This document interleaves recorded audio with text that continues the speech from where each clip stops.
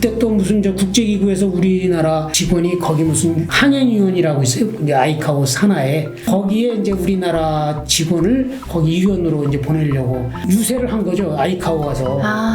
근데 그때 영어 전혀 몰라 항상 통일대로 유세하는 거 하고. 네, 내가 직접 하는 거 하고 다르죠. 다르죠. 그래서 직접 하셔서 하죠, 성공하셨으니까. 이제 또 공직 생활이 국토교통부시더라고요. 네. 공직을 근데 그 당시에 여기를 가야겠다라고 선택하신 이유가 있으실까요? 사실 뭐 특별한 이유라기보다는요. 제 개인적으로 그냥 어차피 제가 이제 학부는 경영학과를 나왔기 때문에 개인 기업도 갈 수 있었고 뭐 이제 했었는데 일을 할 거면 그래도 나라를 위해서 일하는 게 좋지 않냐 그런 생각이 들고 애국심. 네. 뭐 그래서 이제 공직을 택했죠. 그러셨군요. 어떤 업무를 담당하셨었어요? 공직에서 이제 부처가 여러 개 있잖아요. 네. 그럼 그 중에서 제가 처음에는 교통부를 택했습니다. 근데 그때는 국토교통부가 없었고 그때는 이제 교통부를 택했는데 제가 교통부 택한 이유는 사실 뭐한 얘기지만 전화번호부 보고 교통부 택했어요. 네? 왜요? 지금은 전화번호부 같은 게 없죠. 예. 근데 그때만 해도 핸드폰이 없은 시대니까 네. 공중전화나 집에도 이렇게 기억나요. 이런 거. 네, 있었어요. 네. 그걸 보면 거기에 이제 가나다순? 네. 있잖아요. 그럼 거기 교통부 걸 보면 되게 많은 부처 중에 하나예요. 그 전화번호가. 네. 그 말인즉슨 제가 그때 그걸 보고 야 이거 할 일 많겠네. 여기 가면 뭐 철도도 해야 되고 비행기도 해야 되고 뭐 바다도 해야 되고 뭐 육해공 다 해야 되잖아요. 예. 그래서 그래 이 관광도 그땐 관광도 교통부에서 했거든요.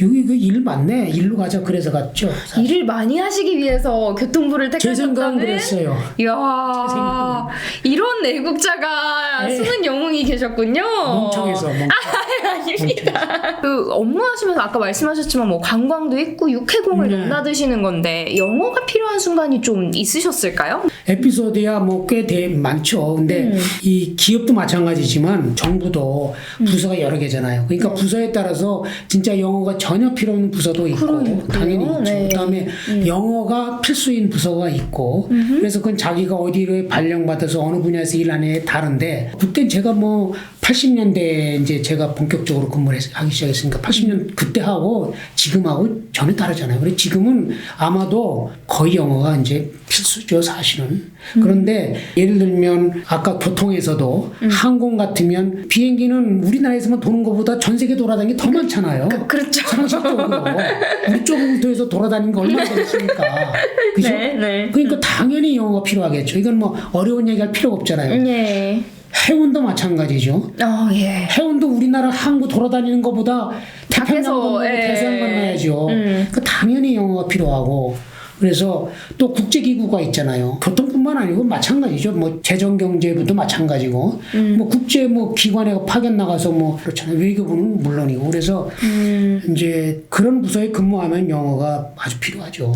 선생님께서는 교통부에 계실 때 뭔가 영어를 막 해야 되고 이런 일들이 혹시 있으셨어요? 저는 이제 그런 데서도 있었고 아닌 데서도 있었고 있을 때는 어떤 일들이 좀 주로 있으셨어요? 제가 했던 일 중에 가장 영어가 그래도 관계가 깊었던 것이 옛날에 제가 해운물류국장을 했었거든요. 그 당시는 또 해양수산부였었는데 그때는 이제 해양수산부에 제가 파견 나가서 거기 해운물류국장을 했었고 그 다음에 국토교통부는 원래 교통부하고 건설부하고 통합해서 건설교통부 됐다가 네. 그 다음에 국토교통부 됐거든요. 이름이 건설자가 국토로 바뀐 겁니다. 그 다음에 또 해양수산부가 또 떨어져 나가고 뭐 어쩌고저쩌고 해서 지금 이제 국토교통부가 현재 된 건데 네. 거기 중에 항공 업무를 제가 했었는데 예. 지금으로 보면 이제 항공실장이죠. 그러니까 1급인데 그게 1급은 이제 차관 바로 밑에 그러니까 직업 공무원으로서는 이제 최고까지 가신 그렇죠. 거잖아요. 네. 차관하고 장관은 정무직이니까 그걸 할 때는 그건 이제 국제적으로 회의도 많고 1대1도 있고 스몰톡을 또 하시고 하죠. 그러셔야 그 되겠네요. 효과가 있죠. 똑같은 얘기를 해도 효과가 있고 제가 항공실장 할 때는 네. 그때 특히 또 그쪽 업무가 외국 업무가 많았어요. 국제 무대에서 뭐 대부분 미국이 이니셔티브를 쥐고 있지만 네. 특히 항공은 미국이 쥐고 있거든요. 당연하죠. 전 세계 항공 돌아다니는데 미국이 쥐고 있겠죠. 나라도 넓 넓은데 예. 그렇잖아요.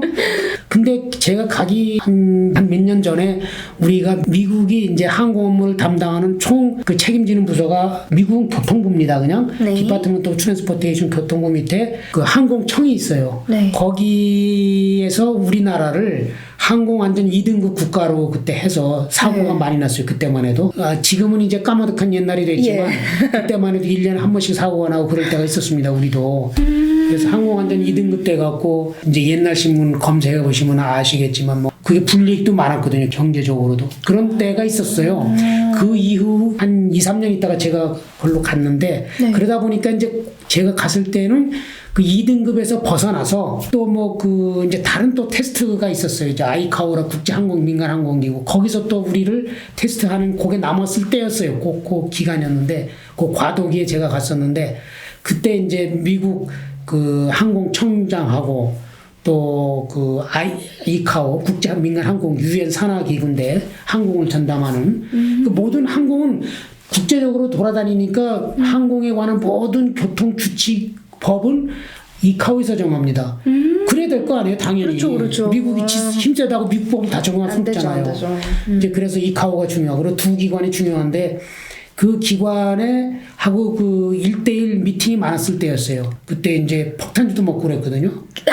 그 미국 항공청장이 여자분이었는데 예. 지금도 이름 기억합니다. 블레이키 청장이라고 아주 그 저 정치학을 전공한 카리스마 있는 여자분이었는데 거기는 항공청장도 정무직이었어요. 근데 이제 카운터파트가 저였거든요. 그래서 우리나라도 왔었는데 그 당시 항공청장 밑에 정도 되겠죠. 과장이 우리 항공 2등급 할 때 거기 담당 과장이 와서 우리나라 국회의장을 만나고 왔었어요.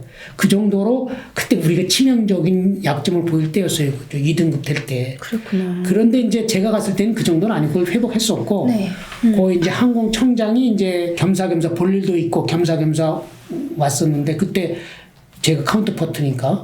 작전을 어떻게 짜셨습니까? 그때 그래서 아까 말씀드린 대로 폭탄주를 했죠. 그런데 그때 물론 제가 영어를 능숙하진 않지만 그래도 풍월이 있으니까 그럼요. 갔다 오셨으니까 또. 폭탄주 하면서 통역 없죠. 물론 통역 없이 이제 우리 직원들하고 거기 데리고 온 직원들하고 이제 같이 폭탄주 먹는 거예요. 그래갖고 서로 얘기가 통하죠. 영어로 그냥 하면. 영어로 바로 네. 이렇게. 특히 콩글리시로 하면 효과가 있죠. 예? 왜냐하면 예. 이제 발음이 콩글리시지만 뜻은 좀 말은 통하니까. 되죠. 말은 되죠. 그러니까. 그때 또 무슨 저 국제기구에서 우리나라 직원이 거기 무슨 항행위원이라고 있어요. 이제 아이카오 산하에 굳이 따지면 비유하면 뭐 유엔의 안전보장이사회의 이사국 정도라고 이해하시면 돼요. 그 항행위원회 국가는. 그 항공 기술자들이 거기 저는 기술자가 아니잖아요. 행정직인데 네. 항공 기술자들 뭐 관제니 뭐 조종이니 이런 거 있잖아요. 네. 정비니 네. 그럼 기술자가 해야 되잖아요. 예. 그런 기술에 관한 그런 어떤 기준을 정하고 하는 그런 기구인데 그 아이카오 산하에 거기에 이제 우리나라 직원을 거기 위원으로 이제 보내려고 유세를 한 거죠. 아이카오 가서. 근데 그때 영어 전혀 몰라 항상 통일대로 유세하는 거 하고 네, 내가 직접 하는 거 하고 다르죠. 다르죠. 그래서 직접 하셔서 하죠. 성공하셨습니까? 했죠. 성공했죠.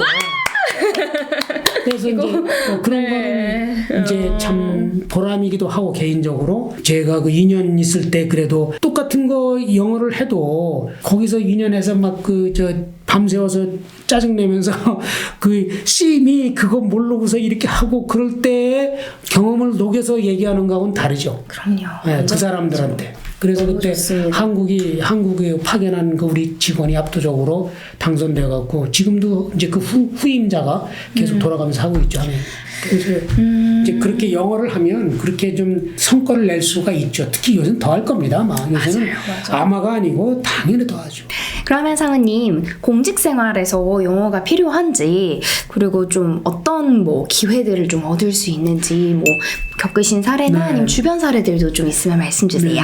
사실 뭐 영어가 필요하다는 거는 뭐 공직뿐만이겠습니까? 여러 분야 다 필요할 텐데 요새 이제 AI 시대니까 AI가 이제 뭐 스마트폰 하나 가지면은 웬만한 통역 다 되고 외국 가서 물건도 막 사고 TV에서도 그런 거 나오잖아요. 이걸로 즉석 번역해서 뭐 스페인 같은 데서 뭐 이렇게 쇼핑도 하고 이제 그런 시대니까 필요 안 한다고 생각할 수도 있지만 거꾸로 보면 그만큼 세계가 좁아진 거고 더 이제 소통을 많이 해야 되는 시대이기 때문에 네. 영어를 만약에 능숙하게 할 수 있다면 훨씬 공직 생활에서도 유리하다 하는 거는 분명한 사실인 것 같습니다. 왜냐하면 영어가 어느 정도 돼야 갈 수 있는 보직이 있거든요. 그런 자리는 영어를 잘하면 우선권이 있을 거 아니겠습니까? 또 그렇지 않다 하더라도 영어가 필요하지 않은 부서를 하더라도 영어 원서를 읽을 수 있잖아요. 맞아요. 그러면은 항상 최신의 정보를 빨리 깊게 자기가 습득할 수 있거든요. 그래서 틈나는 대로 이렇게 영어를 하는 것이 공직에서도 상당히 중요하다. 그러니까 이제 이런 식으로 외국어를 할 줄 알면 매우 좋다 하는 건 분명합니다. 좀 어떤 식으로 또 뭐 파견되고 이러시나요? 뭔가 또 좀 공직 생활 이후의 그 뒤 커리어 뭐 생각하시는 것들? 이제 영어가 필요한 부서에 근무할 수 있는 게 하나가 있고 유리한 점이 또 하나는 외국 기관에 파견을 나갈 수 있죠. 그러니까 주재관으로 예를 들면 대사관이라든지 또 이제 국제기구가 아까 말씀드린 뭐 이카오라든지 이제 그런 국제기구 또 뭐 IBRD라든지 우리가 알고 있는 IMF라든지 뭐 하다못해 UN이라든지 이런 국제기구들에 파견 갈 수 있죠. 이제 공직 생활 중에도 그 국력에 비해서 그래도 이제 비영어권의 국가 중에서 국력이 있는 나라 중에 그만큼 이런 국제 무대에서 활약을 못하고 있는 것이 사실 일본이거든요. 왜냐하면 이상하게 걔네들은 영어가 좀 약하고 걔네들이 좀 약간 수줍어하는 기가 있잖아요. 그러니까 우리가 영어를 좀 한다면 훨씬 우리 국력에 걸맞게 국제 무대에 대접받고 또 활동할 수가 있고 뭐 IOC도 마찬가지고 뭐 축구협회 있죠. 월드컵 하는 국제축구협회 이런 데도 갈 수도 있고 그래서 그리고 또 사모님처럼 교수로 전직을 하실 수도 있고 예, 요새 또 영어로 네. 강의하는 학교도 많잖아요. 예, 뭐 물론 그렇다고 제가 영어로 강의 잘한다는 뜻은 전혀 아닌 거 마시고 그렇다는 얘기입니다. 그러니까 이제 이런 식으로 활용도가 높죠. 은퇴하시고 나서 유튜브도 운영을 하셨지만 또 우리의 그 국제 워크숍 잊을 수 없는 거기도 참여하신 걸로 알고 있어요. 어떤 거였고 조금 계기가 혹시 어떻게 이루어진 건지.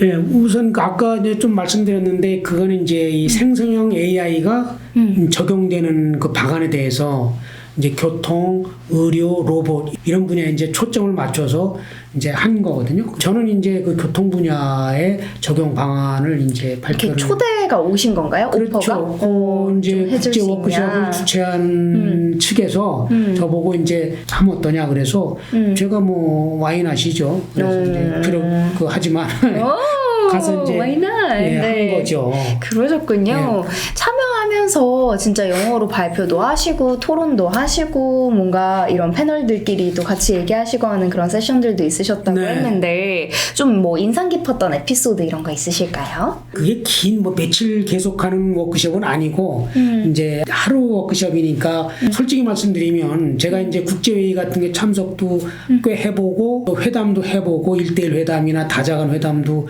해봤는데 네네네. 그래서 이제 쉽게 얘기해서 무역협상 같은 것도 했지만 제가 전문 학자는 아니다 보니까 이렇게 이제 이런 학문적인 워크숍 같은 영어로 하는 발표하고 영어로 토론하는 건 처음이었거든요.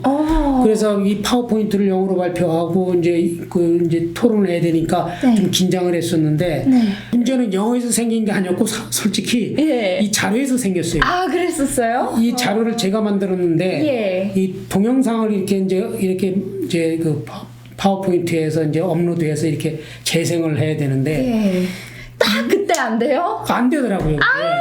제가 이제 나중에 알았는데 실수였는데 그렇게 하면 될 줄 알고 이제 분명히 제 컴퓨터에서는 됐는데 다른 컴퓨터에서 안 되는 거죠. 아 호환이. 예, 호환이 안 되는 거죠. 그래서 그것까지 생각하고 이제 경험이 있으면 이제 했는데 그래서 전 될 줄 알고 이렇게 틀었는데 동영상이 안 나오는 거예요. 그 동영상을 보고 설명해야 되는데 제가 영어가 짧으니까 한국말이 얼마든지 뭐 안 나오면 뭐 그걸 하지만 그래도 다행히 인고에서 6개월 동안 한 그게 있어서 그걸 엉겁결에 네. 넘겼어요. 그냥 이게 이제 소통하면서 영어. 오, 프리 토킹을 막 그 네. 자리에서 뭐 이렇게. 좋게 그냥 프리통이고 이게 작동이 안 돼서 네. 미안하다고 그러면서 네. 근데 내용은 이런 이런 거. 내용이다. 그게 이제 그 자율주행 설명하는 거였거든요. 예. 그 현재 미국에서 되고 있는 그 웨이모 구글 자율주행차 샌프란시스코에서 현재 하고 있고 뭐 아마 우리나라에서 뭐 맞아요. 아시아에도 많이. 진출한다고 네. 일본에서 아마 웨이모 한다고 그러는 것 같은데 맞아요. 네. 그런 건데 제가 그때 7월 달이니까 일본 얘기는 없었고 이제 샌프란시스코 하는 얘기를 해석을 다 동영상 걸 옮겼거든요. 그리고 한국말로 하면 꽤 재밌을 것 같은데 그게 이 가는 걸 그대로 옮겼으니까 실시간으로 그냥 뭐 그걸 설명했죠 그냥 아유, 그래도 인글과 함께한 그 시간이 아주 임프롬프트로 딱 하실 그래서 수 있었다 정말. 뭐 했는데 하여튼 잘 넘겼다. 경험을 했습니다. 좋네요, 좋네요. 발표하시면서 진짜 영어로 진행하는 거 진짜 쉽지 않으셨긴 할 텐데 좀 재밌는 준비 어떻게 하셨었는지 전반적인 과정 뭐 어떻게 선생님들이랑 뭐 했는지. 예, 뭐 그러니까 이제 우선 준비 과정에서는 뭐 제 경우뿐만 아니고 사전에 주최 측하고 몇 번 메일을 교환하잖아요. 그 다음에 이제 거기 가면은 이제 이렇게 참석 교수들하고 이제 토킹하고 뭐 이제 그런 거예요. 그러니까 이제 그런 건 일반적이니까 제가 개인적인 특수한 경험 말씀드리면 핵심이 이제 컨텐츠를 영어로 설명해야 되니까 네. 콘텐츠를 모아야 되잖아요. 그래서 이제 파워포인트를 만들 때 가급적이면 영어로 하기 편한 콘텐츠들을 모아서 그거를 만들었죠. 한 뭐 예를 들면 컷을 뭐 한 50컷쯤 만들어서 시간에 맞춰서 이제 불필요한 것에 생략해서 한 뭐 30컷으로 줄이고 그다음에 영어로 이제 그거를 작성을 해서 그 옛날에 미국에서 외웠던 그 생각으로 좀 외워봤는데 네. 솔직히 잘 안 되더라고요. 옛날 같지 않게. 절박감이 없잖아요. 그때는 여기서 내가 통과해야 돼. 박사를 석사를 끝내야 돼. 이거 국가에서 대주는 돈으로 왔는데 성적이 그래도 나쁘면 되냐? 이걸 맞추고 가야 되지 않냐? 뭐 이런 생각이 절박감이 있었고 한데 창피하지 않냐? 뭐 이런 생각도 있고. 근데 지금은 이제 그런 건 아니니까 어쨌든 이제 그걸 좀 보고 사전에 좀 이렇게 어느 정도 머릿속에 집어넣고 가서 얘기했는데 아까 얘기한 대로 그런 사건이 있어서 다행히 이제 그런 거는 그냥 즉흥적으로 어떻게 넘겼다. 고생 많으셨습니다. 근데 그게 찐 실력이죠. 네, 그쵸. 평소에 다져 놓으셨기 때문에 매일매일 하시면서. 인고홀에서는 수업하시면서 좀 가장 인상 깊으셨던 게 어떤 거셨어요? 사실 이렇게 온라인 수업 이런 거는 처음이었거든요, 제가. 옛날에 제가 영어 배울 땐 테이프로 들었어요, 이렇게 테이프. 인골에 제가 보니까 저 6개월 했는데 강점이 있어요. 뭐냐면 한 3가지 정도로 생각해 볼 수가 있겠는데 네. 우선 첫째는 이 튜터진이 풍부해요. 네. 뭐 튜터진이 풍부해서 저는 야 이렇게 많은 튜터를 어디서 구했지 하는 생각이 들 정도로 풍부한데 연령도 다양하고 전공도 다양하고 발음도 다 다르죠. 그래서 아시겠지만 똑같은 것도 어떤 발음은 듣기가 쉽고 미국 발음은 한국 분들이 쉬워하고 예, 어떤 발음은 어렵고 그렇잖아요. 영국 발음 어려워하시고 그리고 사람에 따라서 똑같은 미국도 좀 쉬운 발음이 있고 뉴욕과 서부와 또 차이가 다른 또 거 있고 그래서 그런 걸 다 종합적으로 다 이렇게 지금 짜여져 있거든요. 맞아요. 현재 튜터진이. 네. 그래서 자기에 맞는 거를 선택할 수 있는 장점이 있다. 그건 네. 이렇게 오프라인에서는 어렵거든요. 맞죠. 오프라인에서. 처음에는 좀 그게 낯선데 어느 정도 몇 번 해서 익숙해지면 온라인에서 1대1로 하면 오프라인에서 1대1로 하는 거하고 저 같은 경우 차이점이 없어요. 오히려 더 편해요. 왜냐하면 내 장소에서 하니까. 맞아요.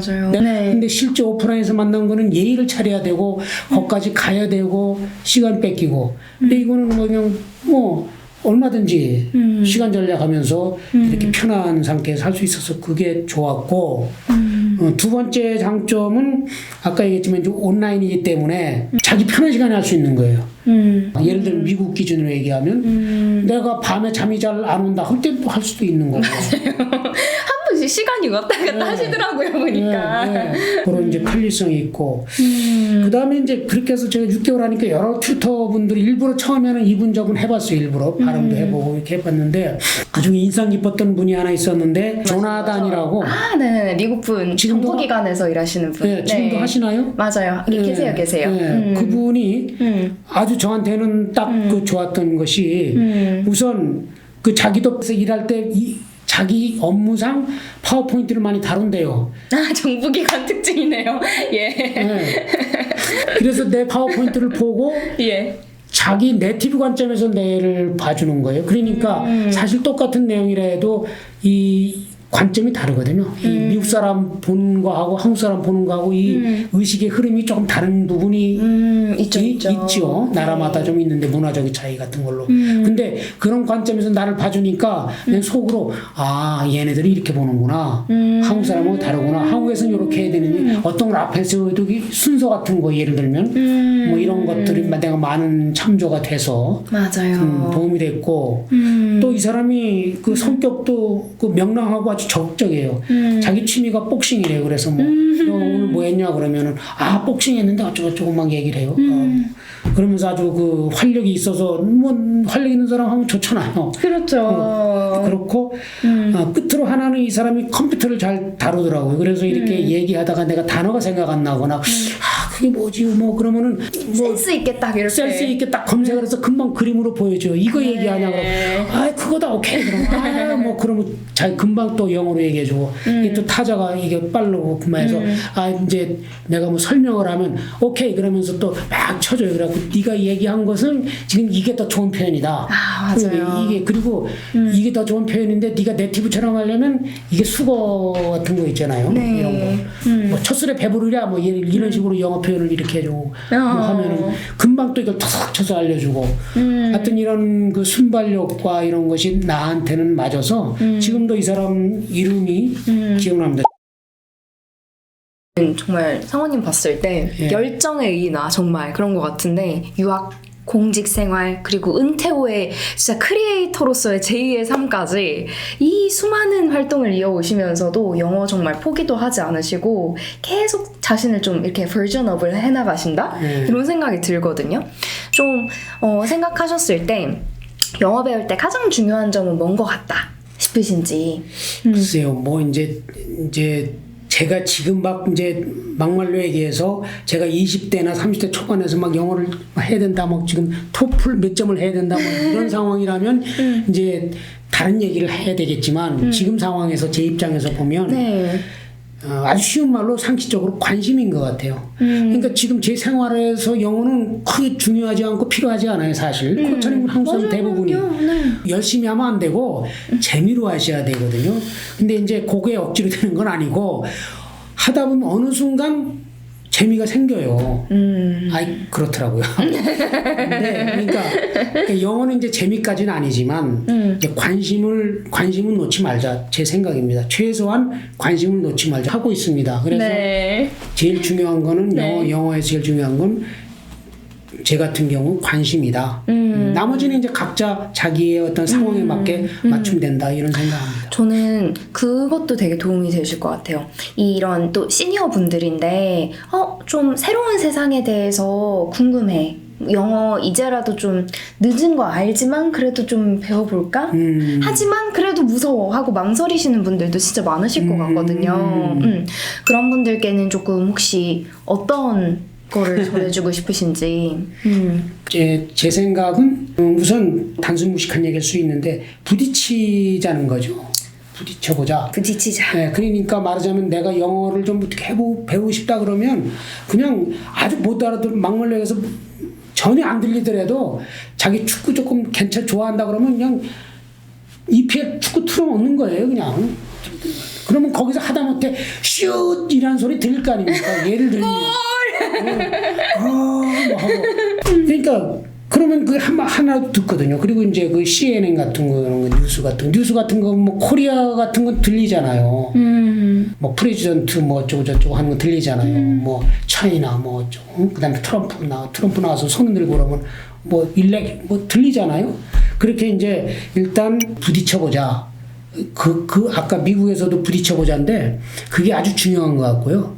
이제 그러면 재미도 생깁니다. 그럼 재미도 생기고, 그러니까 이렇게 이제 그 생활 주변에서 영어하고 연결되는 걸 찾는 거죠. 아까 근데 그걸 억지로 찾으려고 할 필요도 없어요. 그 스트레스 자꾸 막 검색할 필요도 없고 그냥 영어에 관심을 가지면 저절로 이렇게 며칠 지나고 보면 뭐 하나 떠올라요. 그럼 그거 하고 뭐 그거 하다가 또 아이디어 떠올라서 그래 이거 해볼까 그러고 그러다 보고 이제 지나면 뭐 이제 어느 정도 최소한 어느 정도까지는 유지는 되지 않을까 이렇게 생각합니다.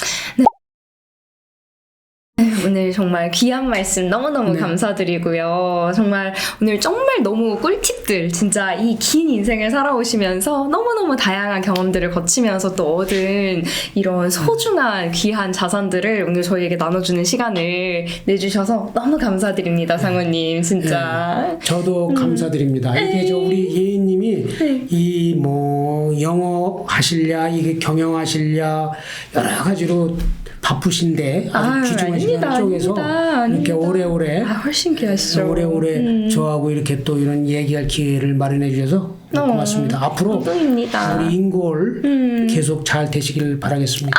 감사합니다. 그러면 지금까지 소피의 사랑방 함께 해주신 우리 구독자 여러분 정말 감사드리고요. 저희는 또 다음 편으로 찾아오도록 하겠습니다. 오늘 귀한 시간 내어주신 상우님께 박수 한번 드리면서 이만 마무리할게요. 감사합니다. 안녕히 계세요. 고맙습니다.